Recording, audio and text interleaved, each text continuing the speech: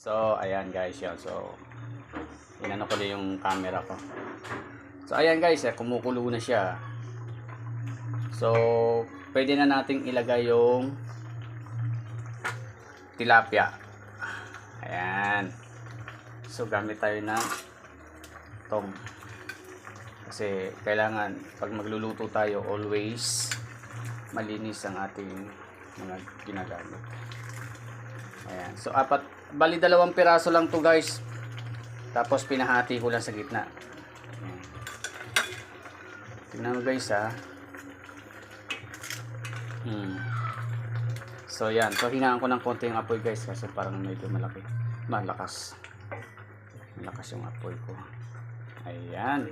So, yummy na to guys. Wow.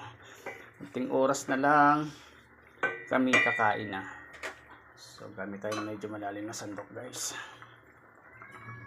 Okay. So, ibabaw ko lang yung gata. Ayan guys, oh. Natatakam na rin ba kayo?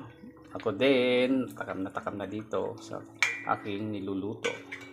Ayan guys, tingnan mo, green na green pa rin yung pechay. Itong nagpapasarap dito eh. Ako uno kong binabanatan dito guys, yung pechay.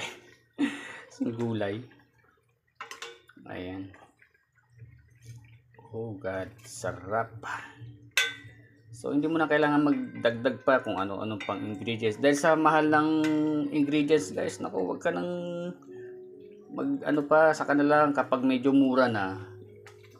Damihan natin yan. Dapat yan, may talong. Okay guys, so paano? At kami kakain na pag ito naluto. Okay guys, bye-bye.